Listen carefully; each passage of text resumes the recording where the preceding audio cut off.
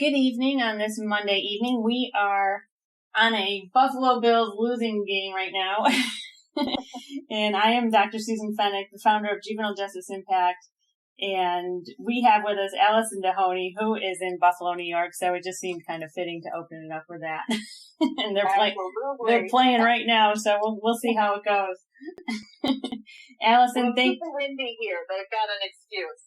I could see that. I have it playing in the background. It looks like a tornado. I don't miss the sideways snow. Really? And the kitty litter in the trunk with the salt, the shovels, scrapers. You're making that up. You miss it. You're making that up. Oh yeah. I love leaving the house with nice hair and makeup, and then by the time you get into the car, it's just like, oh, forget it. I know. So Allison is the CEO and founder of Urban Fruits and Veggies and Buffalo Go Green. Allison, tell us what inspired you to found these two incredible companies. So, hi, Susan. It's so nice to be here with you, and I'm honored that you chose me to spend some time and chat with you about issues that are near and dear to both of our hearts. So, what inspired me? I spent the majority of my career in corporate America, working in the insurance industry, a little bit of finance, and I wanted to do something that had a little bit more meaning for me. So the idea of starting a company that had a social mission, triple bottom line,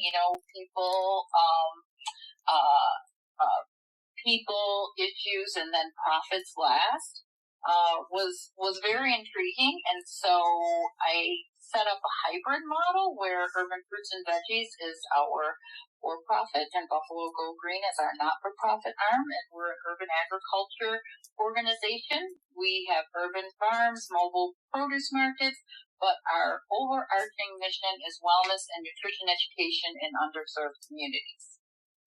Wow, that is incredible. I know we've spoken a lot about this offline about the importance of healthy eating and mental health and your overall body and how you feel and live in your life.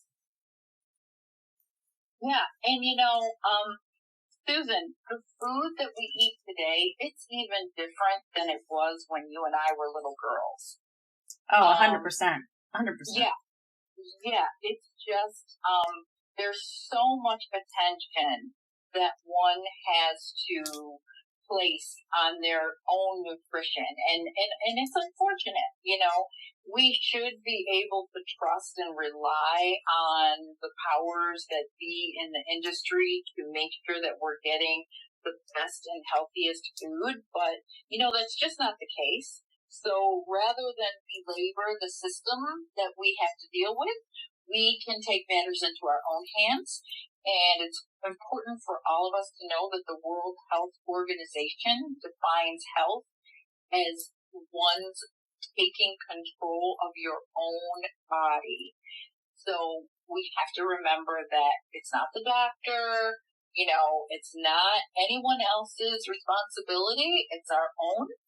And hopefully, as adults, if we have children in our charge, we're taking care of their nutritional needs as well. I completely understand that and see it all the time. I remember, was it a few weeks ago, we were talking about tomatoes.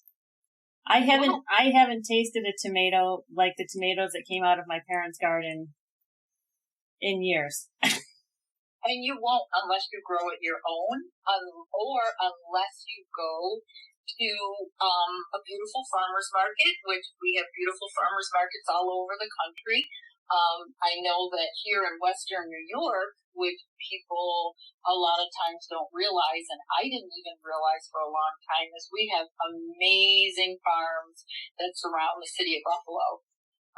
And if you either buy a tomato from one of those farmers or like from Urban Fruits and Veggies, where we purchase non-GMO seeds, we bring our soil in from Eden, which is farm country here in Western New York, we get organic fertilizer from a beautiful farm in Eden, and we don't use any chemical pesticides.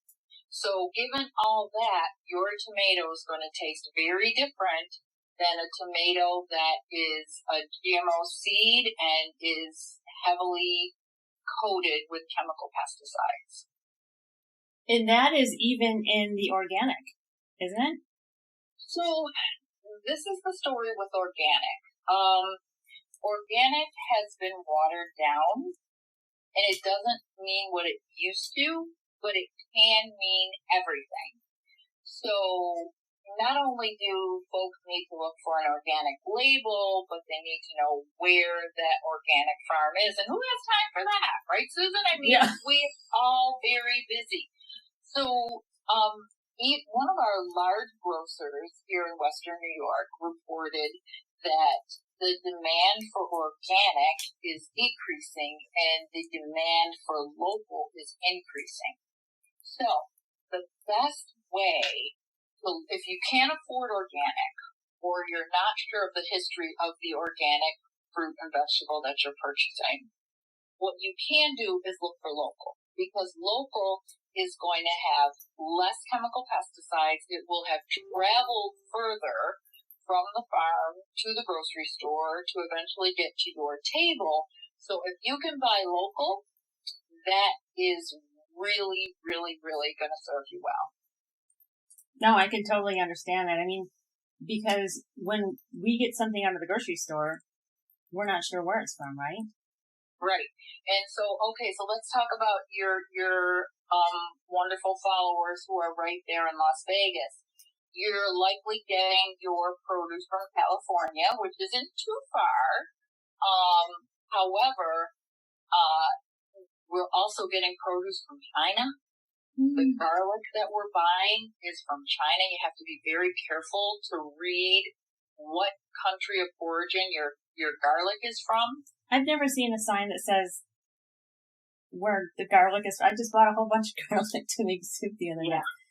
I didn't see, like, where do you find, is there like a flag or something from whatever country they're from? I mean, how do you know where it's from? So if it's open and in the bin and you just pick the balls up, like you usually do, right? There's a high probability it's coming from China. If it's in the little mesh casing and you look at that label, it's probably going to say from a farm in the United States. So it's probably best not to buy the garlic that's just open in the bin like we've all been doing. We're, plowing through the produce aisle and the garlic's there and you grab a bulb that looks nice and healthy and you put it in your cart and you're on your way. So take a few extra seconds to scope out the whole section of garlic and see if you can get some that is made in the U.S. I never gave it a thought. I know. I never gave it a thought. I'm telling you, the amount of burden that is being put on the consumer with regards to our food is really, it's really unfair. And there's a lot of work that we have to do to make sure we keep ourselves healthy. And it's something else because it's very expensive. It's very expensive to buy healthy food. It is. And so what we do at Buffalo Go Green, and folks are welcome to go on my website, buffalogogreen.org. And speaking of the Bills, we partnered with the Buffalo Bills in 2021.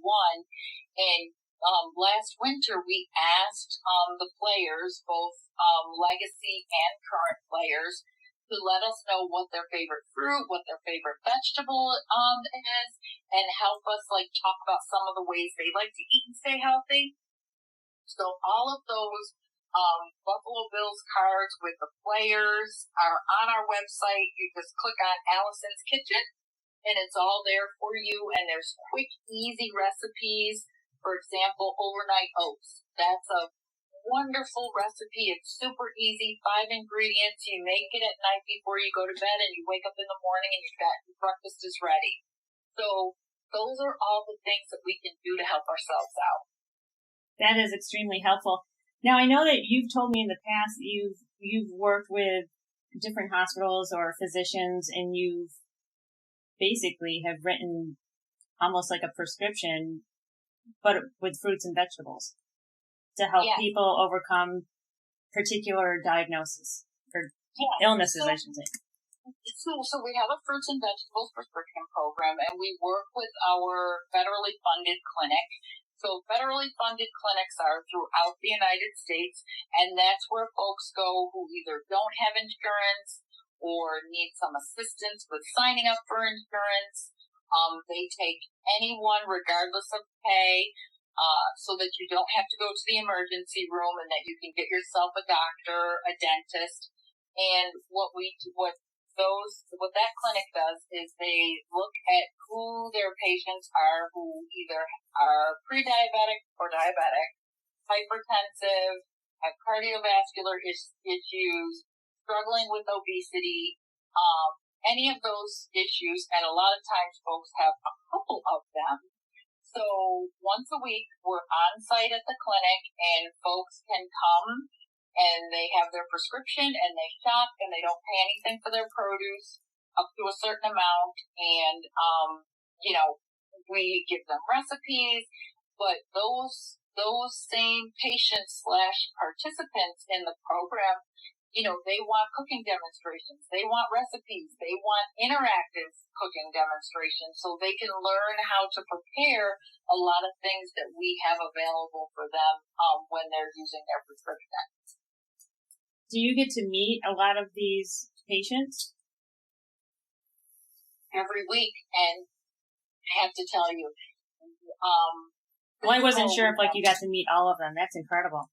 Yeah, and so this program is so near and dear to my heart because we have developed such a relationship. And they tell me, people like to say, you have your own business, you don't have a boss. And I'm like, no, it's not true. I've got a million bosses. All those participants in the fruits and vegetables prescription program, those are my bosses. So they'll tell me, Allison, we want this, we don't like this, we want this. And I'm like, okay, we'll make sure we've got it for you. And it's a beautiful thing, and they'll send me pictures of what they've made when they've cooked, and they'll tell me, and some of the patients are now starting to grow things at home, and they want gardening tips, and they want, what should I do? My tomatoes aren't coming in yet. So it's turning into such an amazing program, and we're going to be starting our 5th year next year. Wow. That went by fast. I know. So, and what I tell people is, and there was a food as medicine, and tell me if I'm getting off topic, Susan, just cut me off and we'll stay focused because I can go off on tangents, but we had a food as medicine symposium on October 16th, and it just talked about one of the things that I talked about was talking to your physician about nutrition. Mm-hmm. Because what a lot of folks don't know is when you're in medical school, you have 1 or 2 mandatory nutrition classes. Really? And what I've been told is, that medical school curriculum is, we can only imagine. They're amazing. To get through that curriculum is amazing. So, they have to try to cut corners. So what's a class that you can maybe skip a couple times or, take a little snooze in or not pay too much attention to? Nutrition. So not only are you not getting, a lot of instruction in nutrition, it's not on your list of priorities because you've got chemistries and labs and, just so many things. So, we, here in Buffalo, we are trying to turn the tables on that. So next month, we're actually, and when I say me, I've partnered with, 4 other organizations.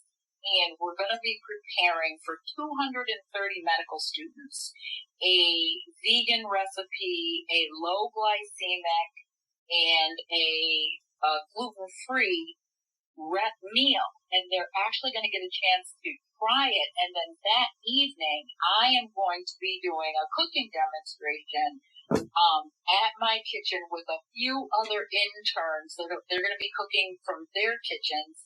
And it's going to be, I'll send you the information so that your folks who are listening, I love it. Link and watch, just so that some medical students can start to learn more about how nutrition affects your health outcomes. Now, speaking on the topic, food is medicine, I know you're also working with some youth, and tell us a little bit about how nutrition, or their lack of, affects youth in their development, their outcome, their development, how their cognitive abilities, their mental health, their ethics. Absolutely. And so this is something that's so overlooked. And let's just start with breakfast.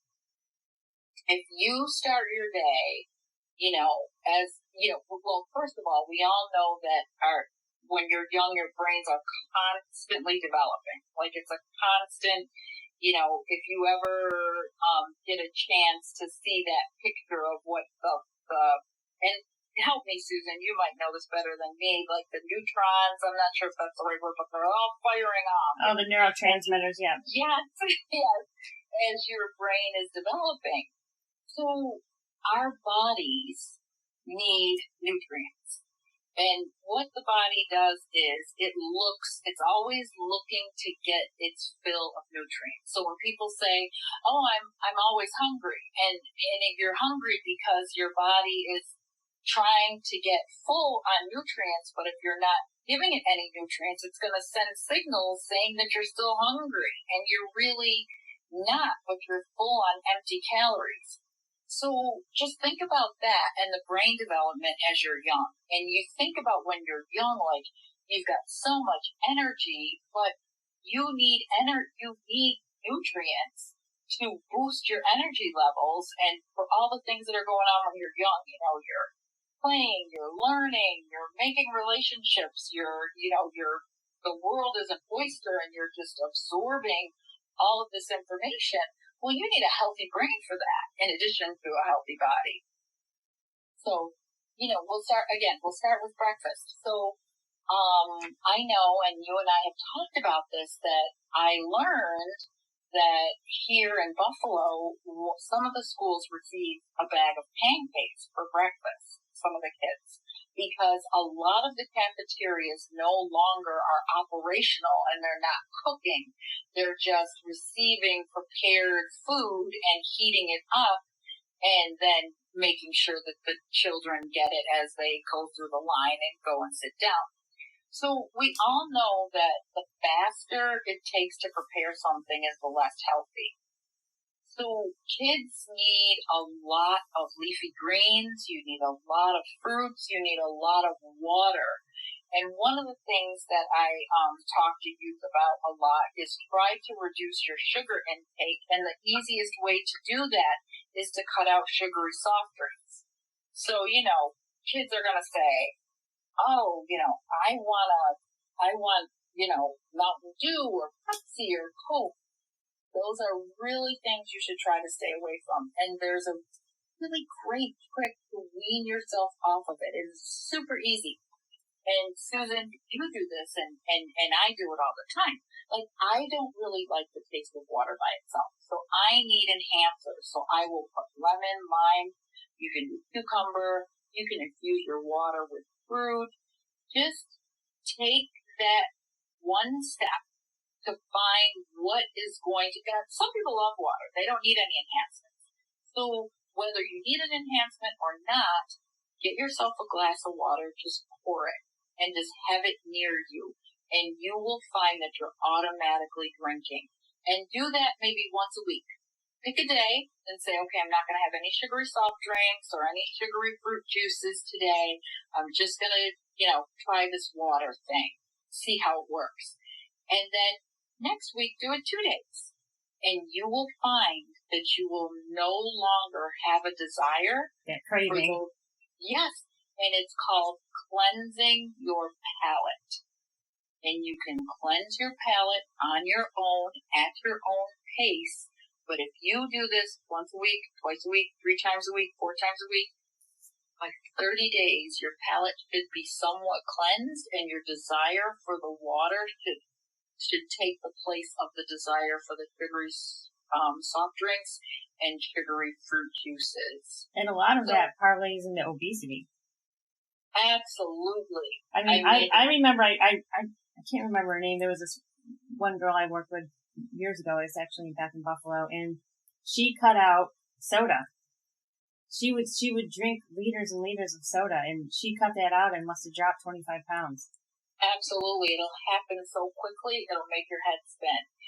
And the thing that's so hard is, and I tell people who are struggling with weight loss, I tell them, remember to be a little kind to yourself, because you are fighting against a system that is designed for you not to lose weight. You're fighting against a system that is designed for you to be addicted to potato chips and Doritos, and sugar, make no mistake, is a drug. I know because I struggle with my addiction to white refined sugar. It is powerful.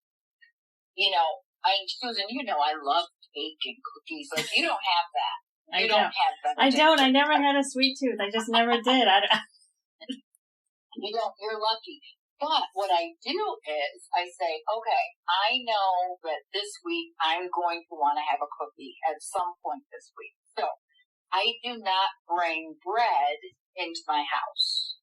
So I never have bread here because I have to make a choice, because bread turns into sugar in your system once it's inside.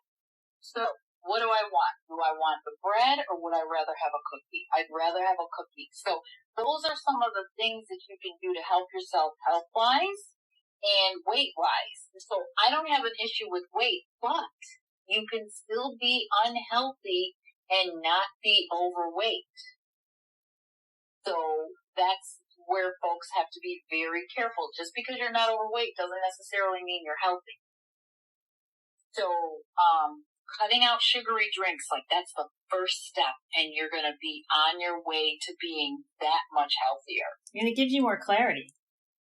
Absolutely. No brain fog. And there's so much that you have to learn in school. There's so much being thrown at you as a young adult, friends and peer pressure.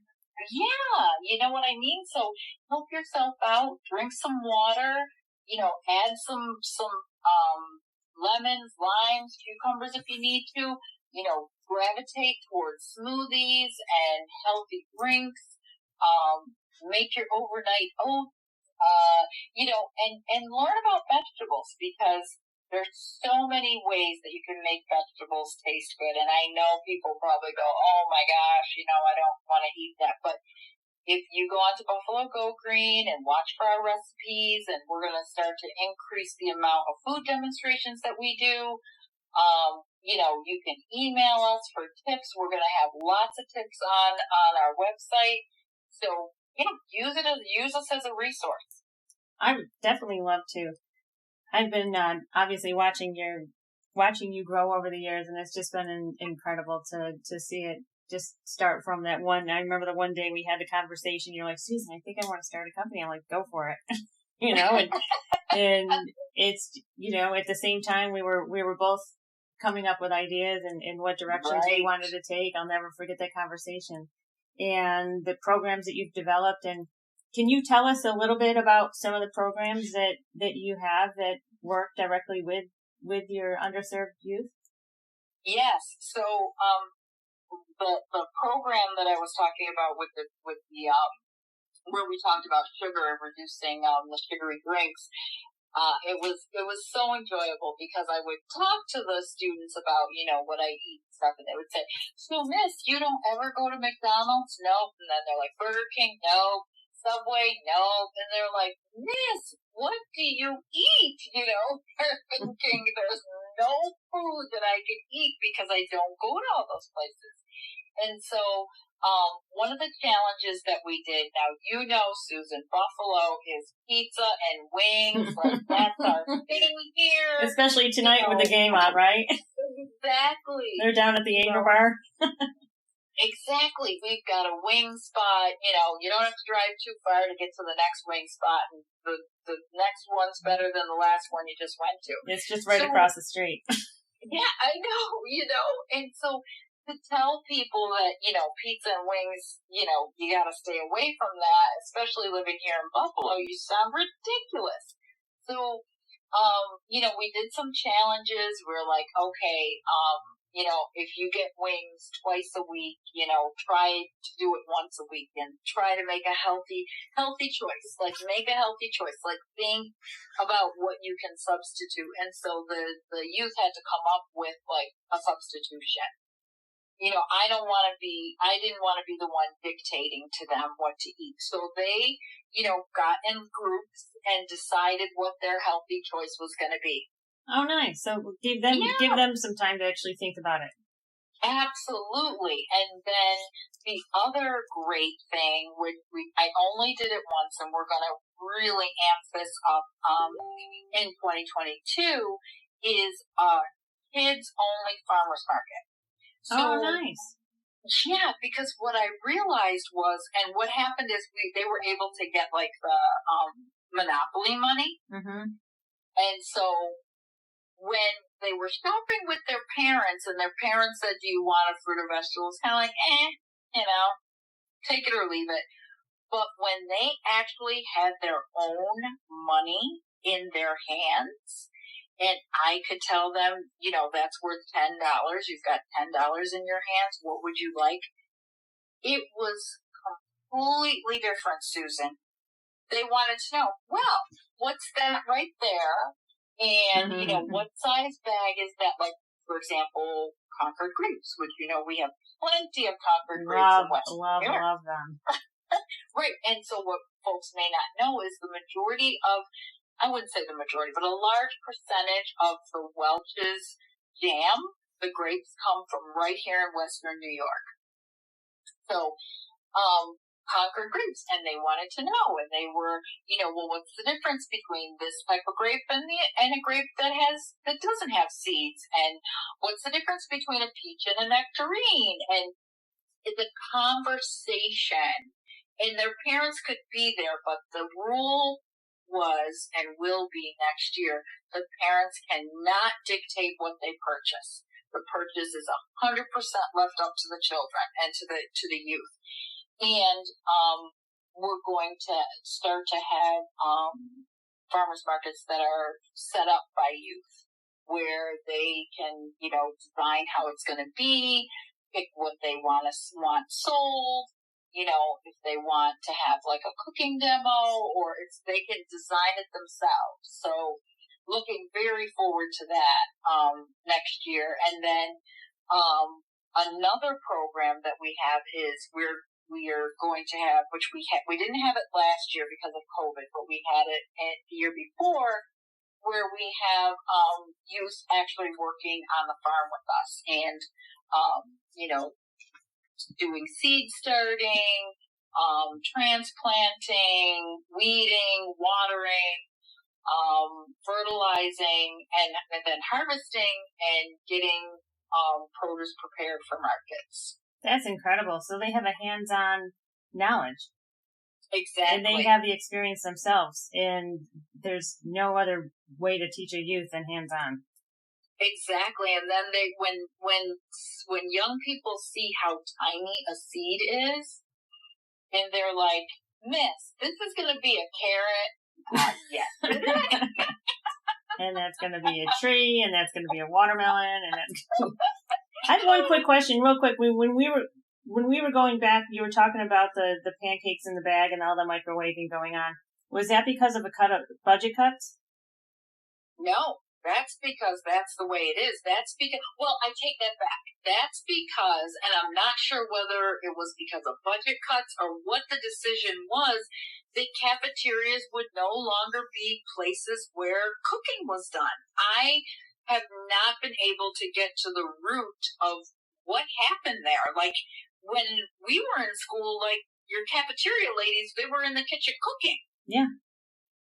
Well, that doesn't happen anymore. Things arrive in these trays that are covered in like a cellophane, in those, like the TV tray cut out, the corn, the this, the that.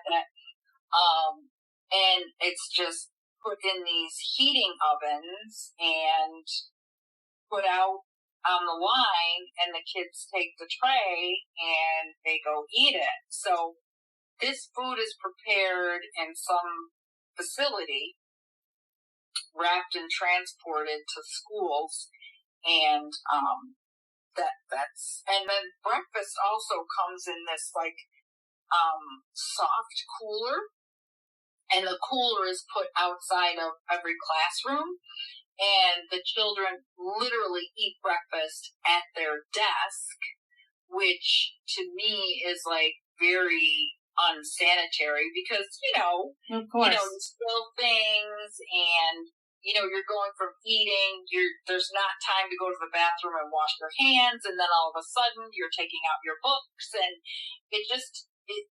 I crumbs and food. Yes. Yeah. I don't know whose master plan this was, but I'm blown away by it. And I feel like we're really doing a disservice to our kids, because there should be dignity in your mealtime. Like, I remember like going to the cafeteria with my friends and talking and laughing, and that's part of your growth. That's part of school. That's part of your learning. And that's all taken away by, I can't imagine having the lunch at the desk. Yeah, breakfast at the desk. Lunch, they go to the cafeteria, but breakfast is at your desk, which is, That's incredible. I just think that, there's so many things that people don't know about.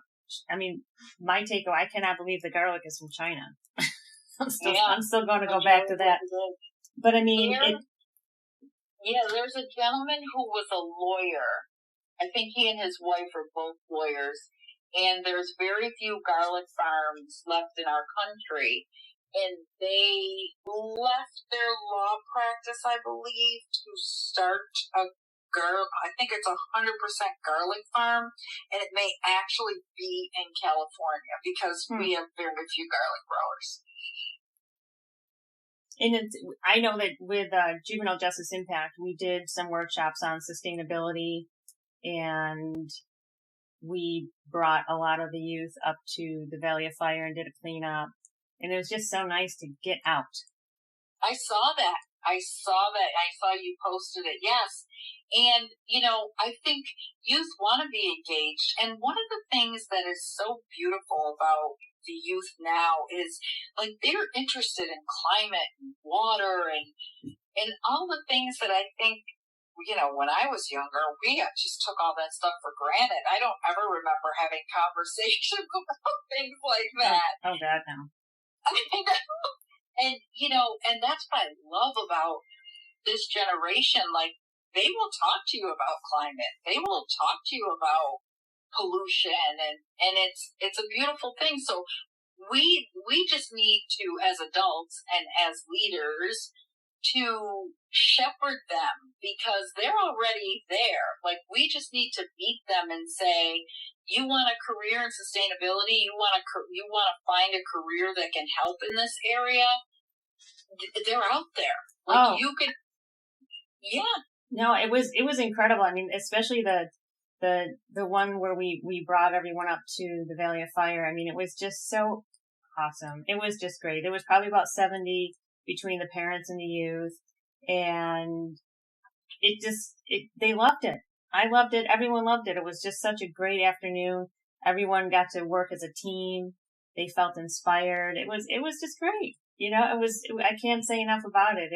And we had snacks at the end, everyone talked about how they felt, and we took graffiti off the wall with stones, and it was just it really was great. We broke up into groups, and then we'd come back together, and I can't say enough about it. It was just, we've had some incredible workshops over the past year, but it was just such an eye opener to see them all outside and working together and it was a lot of fun. We computers, right? Yeah. No screen. God. No. Yeah. No. And that, they loved it. And that's definitely going to be some of the workshops that we're going to be reincorporating, up in 22 coming up. But it was just, we ran out of, the year just went by so fast, and with COVID and everything, but, definitely we want to do healthy eating. We were going to do one and bring some chefs in, but I'm thinking maybe what we could do is call up Allison Dahoney at Urban Fruits and Veggies and Buffalo Go Green, and maybe what we can do is have you on Zoom and have you do some demonstrations, and maybe you might even have some of the youth with you, and they could talk about their experiences with your company. Oh, I would love it. Just let me know when. We'll plan it, and what you can do is if your students in your programs want to see something, like that they like, or see something that can be made in a little healthier option, you guys can decide and send me a couple things, and then we'll make sure we tailor it to something that they're interested in, instead of like me or you choosing what they should see. That would be great. Maybe what we could do is, previous to the workshop, you and I could just, be on the phone and go through, pick out, you can give me an idea as to what fruits and vegetables I should pick out that your youth were picking out. Yeah, that sounds great. I think that's a great idea. We'll have to do that probably. It wouldn't matter what time of year it is, right? Well, if you want to, do you want to make it seasonably appropriate? So you guys probably have access to everything year round. Like, we have access to everything too, but it's coming from we don't know where. But yeah, putting it out there. We'll figure it out. I love the idea. I'm here for you. You and I would figure out a way to make it work. So we'll work together. We never let each other go, even though we're on the opposite sides of the country. Oh, but we function like we're neighbors. I know, we do. So I'm super excited about this. And yeah, I'd love to support your youth any way that we can. So we'll make it happen. I'd love it because we've primarily done almost all of the workshops this past year out of the Richard Steele Boxing Foundation, because there's a classroom behind the gym, which we've utilized several times. Or when there's been so many people in attendance, we actually bring it out into the entire gym itself. And we've had to do that quite a few times actually. And I think that would be great if we, hook up there's some screens there, and we can just, just let us know what we would need to get, what kind of foods or anything. Sure. And then if we even did a cooking demonstration of some kind that would be age appropriate, because kids get a little older and they're able to fix themselves something, right? Right, for sure. For sure. Yep. And it would even show the parents some easy meals to make. Oh yeah, because honestly, as a nation, we are so divorced from the kitchen, and a lot of folks are intimidated because you may or may not have grown up with a parent who knew how to cook, had the ability to cook. Some folks, we assume everyone has a functioning kitchen with appliances and strainers and cutting boards and the proper knife. And that's just not the case in every household. So, we can talk through those things. We'll try to choose some things that will lend themselves to, having the most minimum items in your kitchen to someone who's got, the Martha Stewart of kitchens. So we'll make sure that, it can suit everyone, whatever we decide to make. Oh, sure, because not everyone knows how to cook. Exactly. Or even would think of putting certain ingredients together. Absolutely. And it's, cooking can be very intimidating to not only youth, but adults. I mean, there are a lot of women who are, fortunate enough to find, a man or husband, a partner who knows how to cook. And there are so many men who are great cooks. So it's not only like women who are doing the cooking anymore. There are some youth who cook for their entire families. So, you just can't assume what the situation is. So, it'd be great to, as we're doing a demonstration, we can talk to, everyone and find out, yes, I cook. No, I don't cook. I love to cook. I hate to cook, we'll cater to all kinds. No, and I think that and what we can do is we can parlay that into the nutrition and how it affects your mental health, how it affects your body, how it makes you feel. I know that, I've never really had a sweet tooth, but I know that if I have something sweet or something out of a bag, I feel weighted down.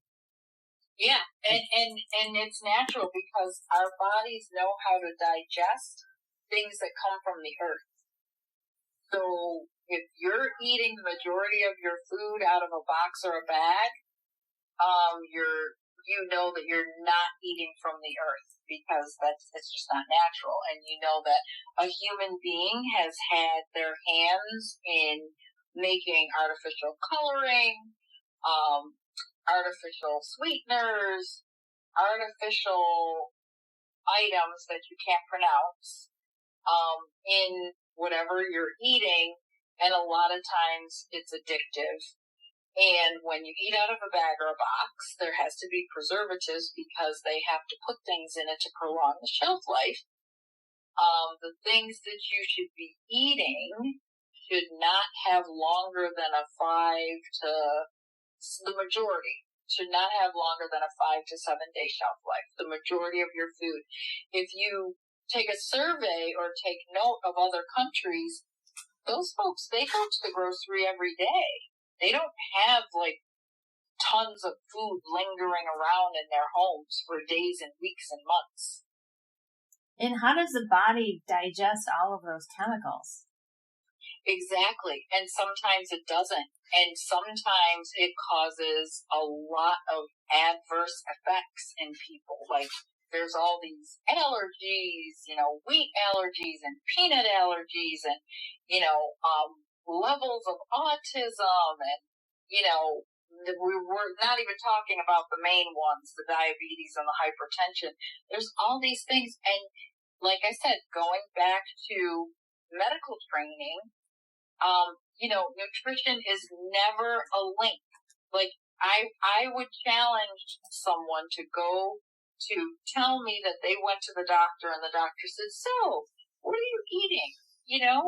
How do you feel about your nutrition? Do you need help with that? Do you feel like you're getting, eating good balanced diets? Does anyone, and I feel like I've always had really good medical care. I've been fortunate enough to always have insurance, to always have, go to a place where I felt safe and taken care of. And no one's ever asked me about that. Not one day. No. Isn't that something? Yeah. Yep. And it's because if you do some history about medicine, Western medicine, strictly Western medicine, when the pharmaceutical industry started pumping money into medical schools, one of the, what am I looking for? One of the, if you wanted money, I have to have a seat on your board. Maybe 2 seats, maybe 3 seats. So that means I have a hand in what gets taught here at this medical school. And I want to make sure, as the pharmaceutical company, that you're going to be prescribing these drugs that I'm making. So we need to teach in a way to find the disease and then find the drug that cures or masks symptoms of that disease or manages that disease, right? Because I got to sell these drugs. So that, if you look it up, the history, you can look it up. It's in Pennsylvania, Carnegie Mellon. If you Google that and you Google the history, it will tell you how we started off on this. I need a pill to cure everything. That's where we are today. No, it's incredible. I mean, even when I was, back when I was working in forensics, I mean, they were just putting these youth on shoveling pills down their throat. I mean, it was just, I was always so against it. Like, how could, like, there was a little boy who was like 9 or 10 years old on 6 medications. I'm like, how's that, like, even gonna, exactly. How does that even, like, get up, like, I used to get so flabbergasted. Like, how is that even going to be, like, how's the body going to accept all of those chemicals in such a young child? Right. Exactly. And so a note of good news on that, I know that you worked at the Erie County Juvenile Detention Center for many, many years. So they are just now trying to get some healthier options in that detention center, and we're going to be supplying some fruits and vegetables to them starting next year. So, and I'm hoping that will turn into some more programming, but this is just us, That's a great beginning. It's a great beginning. Yeah, it is a great beginning. So, and I think that's so important because even though those children right now have some challenges and they're in the detention center, they will be coming out into society, and you want them to be in some state of good health and maybe start to wean off of the drugs that they're on. Well, the problem is that the kids would come in and say they were not on any pharmaceutical, they were not on any, psychotropic medications. And, if a kid came in and, I want to kill myself, not really even understanding the gravity of that, what they just said. Oh, okay, suicidal ideation, severe depression, anxiety, here. And they would just, in a moment's notice, just, write off all these prescriptions. And what would happen is you'd have prescriptions like Tegretol, Zoloft, Depakote, especially, pack on the pounds. I can't tell you, I can't tell you how many kids came in with jeans and shirt, clothes that fit, and by the time they left, they couldn't fit into the clothes. Wow. Because the side effects of some of these psychotropic medications is weight gain, because it just increases your appetite so much that they don't even realize, because they're wearing the jumpsuits, right? So they don't realize that they're gaining weight because, they're in these gigantic jumpsuits that obviously, don't have zippers, belts. They're not, skinny jeans or whatever that the girls were coming in. And I just remember that being such a problem. And if we could reduce the amount of psychotropic medications, and I completely do understand that some youth do need to be on them. I get it. I'm never discounting that. Never. I'm never discounting the fact that there is a purpose for them. However, there's a big abuse of the pharmaceuticals and the psychotropic medications with the youth. Right. Absolutely.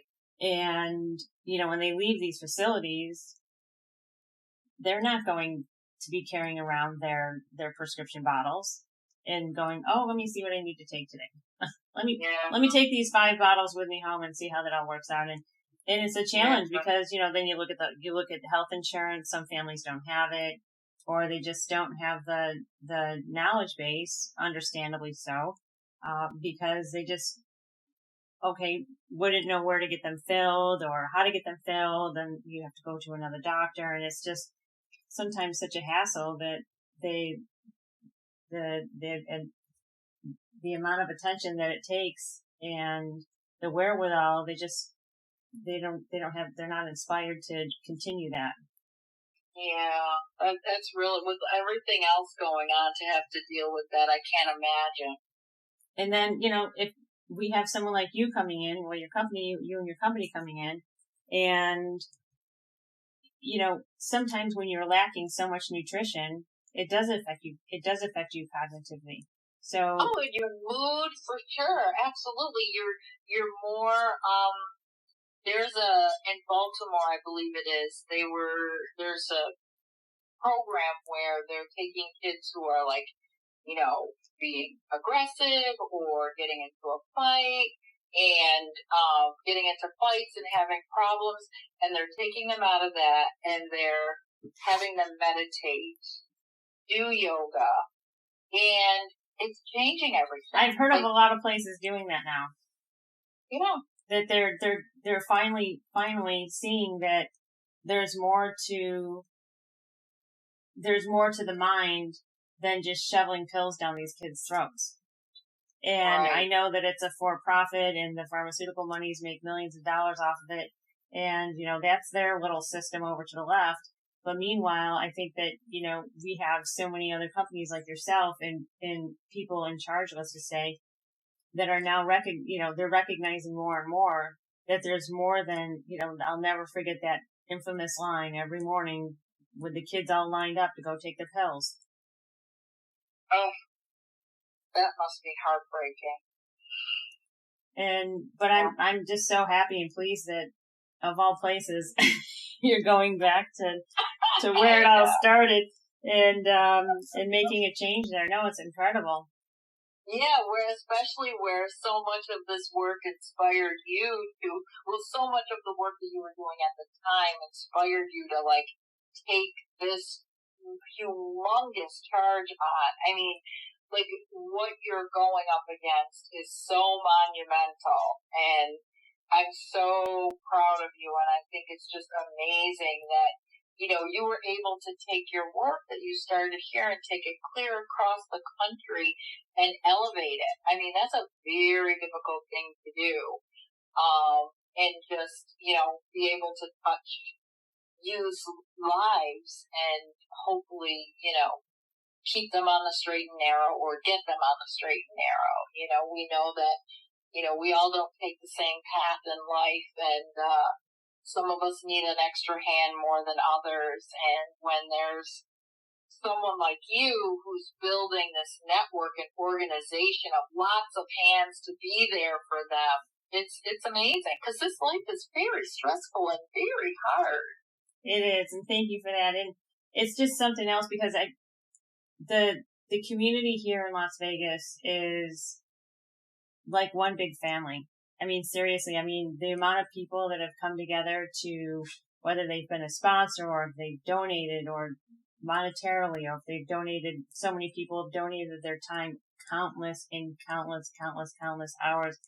The amount of people that have volunteered or have just spent days, weeks, months on helping support this mission, just basically out of their pure interest of the youth that we're working with.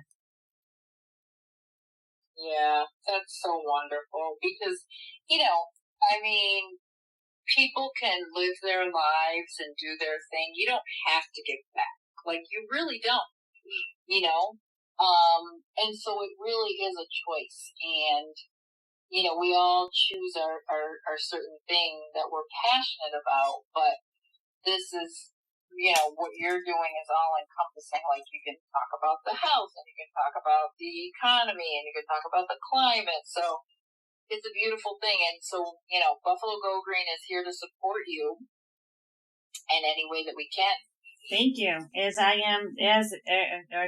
is Juvenile Justice Impact, there to support you as well. And we'll come up with some great ways. You've been out here before. I go back occasionally. I know. Once the snow melts. We got to try to make that. Well, we got stunted because of COVID, and I really want to make it to next year's gala. So, and did you start planning already? I'm still trying to close the book, so to speak, on the past one. I still have some, just because of scheduling or people that have been out of town. I still have a few certificates and so on and so forth to give you a few people. But definitely we're thinking about it. Yeah, no, I'm just teasing you because I know how much work goes into those events. So take a break. Take a breather. Yeah, and it's great because, even at the last one, the whole point of it is to bring community leaders together to see how we can collaborate. And especially since this last one that we had, I can't even begin to tell you the outpour of people that have called me from their different organizations. I'm going to be going to a school this Wednesday afternoon. People that want to be on the podcast and want to tell their story. Just that, the amount of interest and, meeting with these different community leaders to sit down and make a tangible change, a tangible impact, instead of, we're not just sitting around talking and hanging out, and we're actually coming up with serious plans. And I love it. I absolutely love it. It was worth every second of every hour of every month that went into planning for the gala, because the people that all came together were there because they support the mission. Yeah. So they wouldn't have been there if they didn't support what we're doing. Right. Which was great because, everyone in that room, has a company that, it might not be entirely focused on juvenile justice, but there's a big slice of the pie that does. It might be sex trafficking. It might be this. It might be that. It might be, the whole mental health component, whatever it might be. There's a common theme of everyone that was under that roof that night. And it was just such an incredible experience. And like I said, even, the school that I'm going to on Wednesday, I just received a random text or an email, and it was just like, hey, we were at your gala. We'd love for you to come and meet the principal and talk to the students. And, and that was just, she's like, we met briefly, and I do remember meeting her briefly. And she's like, hey, and I was like, oh my God. She's like, I would love for you to come to our school. And now here we are. Okay, it's a month later, with holidays and traveling and everything that, people have going on. I'm going to be going there Wednesday morning at 10 o'clock. That's wonderful. And then it's all worth it. These are youth that are working in and have some interest in forensics and criminal justice. And so I'm just so happy. I'm just so happy to be the messenger, to help people, to help the youth, help our community, give back. And that's it. Just continue to have the, I thank God every day for the opportunity to be in my position to help so many underserved and at-risk youth and their families. And, I love education. I've taught K through 12, and I've been a professor, and I love education. I just love it. I love, we both do. I know we're just lifelong learners, and this industry was completely new to me, and I learn every day something new, which is we all are. Sure, we're all learning something new every day, and it's just, and we learn a lot from the people that we're serving as well, right? Absolutely, for sure. They teach me so much. They really do. And they keep me humble and grounded. Of course. Yeah. No, I look forward to, I wake up every day inspired, and it's going to be a great day. And before I go to bed, I thank God, the universe, for everyone in my life and all these incredible opportunities that I've had, that I've worked so hard for, and seeing it making a difference in our community. Absolutely. And that just means the absolute entire world to me, to be able to have the access to these youth, to their families, to the people running the programs that are also supportive. And I'm supporting other companies or other organizations. They're supporting me. It's a group effort across the board. Absolutely. And, we'll see how we can get urban fruits and veggies. I think that's a great idea. I would love for the healthy eating to be one of the, let's just say, top 5 first workshops, especially with the COVID and people aren't out as much, and people have been home a lot and not really thinking about how to make, they just haven't been educated, let's just say, on how to pick out the fruits and vegetables. And okay, so they did pick out the fruits and vegetables, and you get them home, and then they're like, all right, now what? Exactly. And the United Way did a childhood obesity study, and they had to skip 2020 because the kids were in and out of school, and it was bad for 2019 with the screen time and not eating a lot of fruits and vegetables. So you mentioned COVID, and it made me think about just a lot, all of us, like a lot of sitting. Like when we transitioned to Zoom, I literally felt like my chair at my desk was like put a hole in it. I remember you telling me that. You're like, Susan, I can't sit here another hour. I'm like, well, you got the rest of the day and night to go. So I don't know. Call me back and let me know how you're doing. I mean, it's the sitting. The sitting is very bad. Like sitting is like now like the new smoking. That's how bad it is. We were not meant to sit down all the time. Like you're supposed to be moving. Like when you were saying you went out to the Valley of Fire, like walking and not walking on like level surfaces, like inclines and twists and turns and all that stuff is so good for you. Yes, we have to eat well, but we also have to move like a lot. Oh, I know. The day after the Valley of Fire cleanup, I was like, what the heck? I was like, I'm like all sore. I'm like, what the heck happened? I was like, oh yeah, that's right. We were hiking and cleaning and right. It's so good. All that bending and lifting, and it's just so good for you, and it's what our bodies were meant to do. So, yeah. Yeah, I'll definitely come up with some ideas for more outdoor activities for sure, 100%. Because it was just great. I loved it. I loved it. Everyone loved it. It was just such a great afternoon, and it was just such a great experience, and everyone left very happy and motivated, and they learned a lot.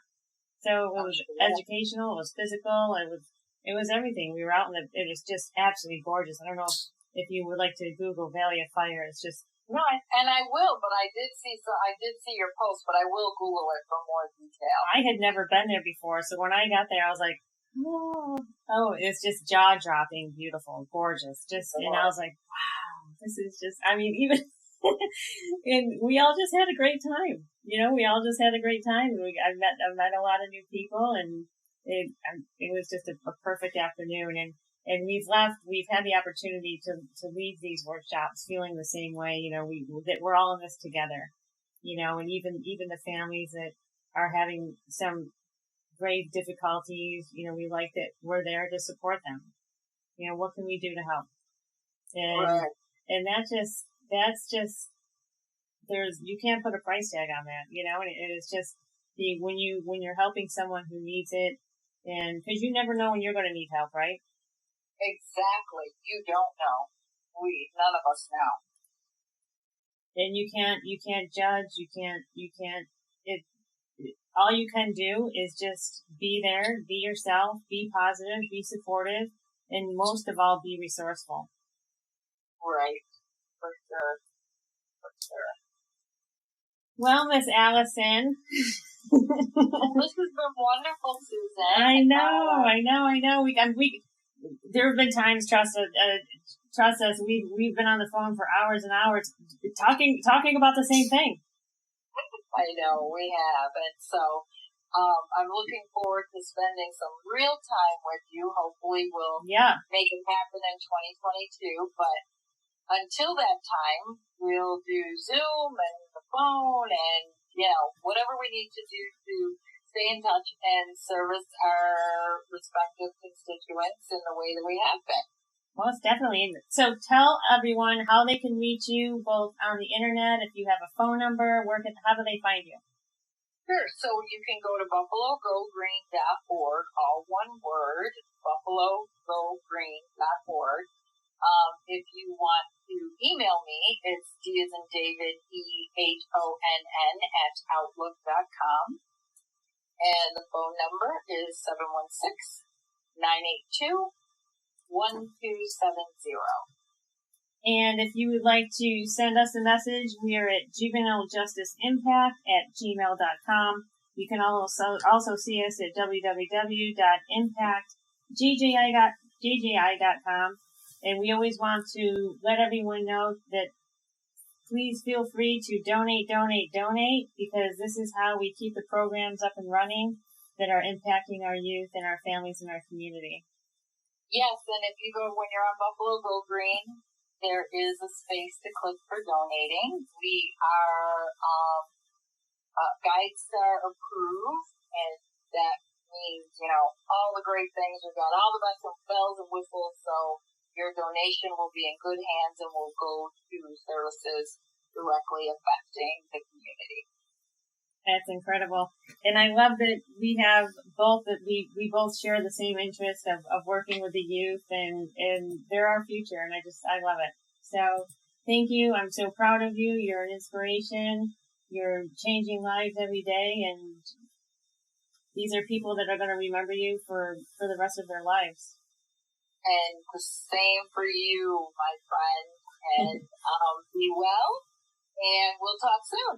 Okay, thank you, Allison. We'll see you soon. Thank you.